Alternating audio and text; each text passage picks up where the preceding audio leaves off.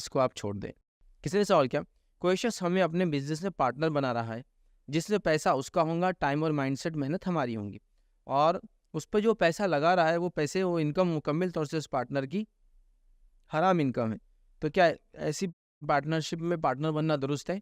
तो देखिए, जो आदमी जिसके पास आप काम कर रहे हैं और वो मुकम्मल तौर से हराम पैसे के ज़रिए बिज़नेस कर रहा है, तो आपका उसमें पार्टनर बनना दुरुस्त नहीं होगा, चाहे बिज़नेस हलाल हो।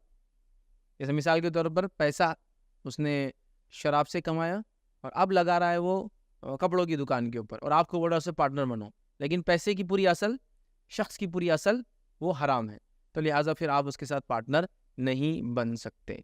तो ऐसे इंसान के साथ ना आप स्लीपिंग पार्टनर बने, ना वर्किंग पार्टनर बने, ना माइंडसेट से, ना अपनी स्किल से।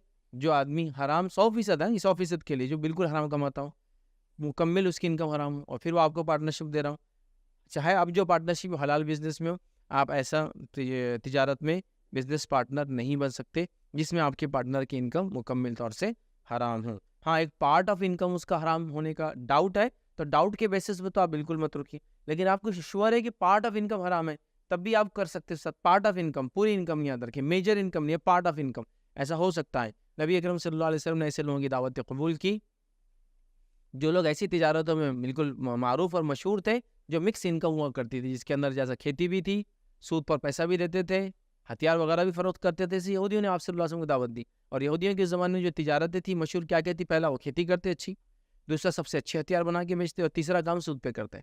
उसके बावजूद भी आपने दावत कबूल की, मतलब से पता चला मिक्स इनकम हो तो आप कर सकते हैं। रहा किसी की इनकम हराम हो और आप उससे उधार लेकर काम कर रहे हो, तो इसमें कोई मसला नहीं, वो जायज़ है आपके लिए, क्योंकि आपको वापस देना है वो पैसा, आप ले नहीं रहे उससे।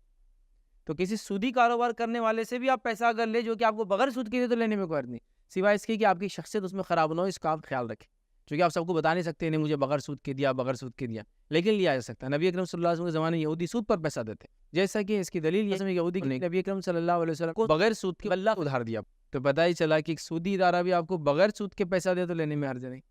एक आदमी जिससे आप उधार लेकर काम कर रहे हो, जो कि पैसा हराम भी हो, तो आप ले सकते हैं बाद में, चूंकि आपको रिटर्न करना है, पैसा आप ले नहीं रहे, मदद नहीं मांग रहे, ठीक है। और ना ऐसे इंसान के साथ ना बिजनेस करे, ना ऐसे इंसान के साथ से ज़कात या सदक़ात लेकर अपने इदारे वगैरह भी चलाए, क्योंकि ये दुरुस्त नहीं होंगे, याद रखें।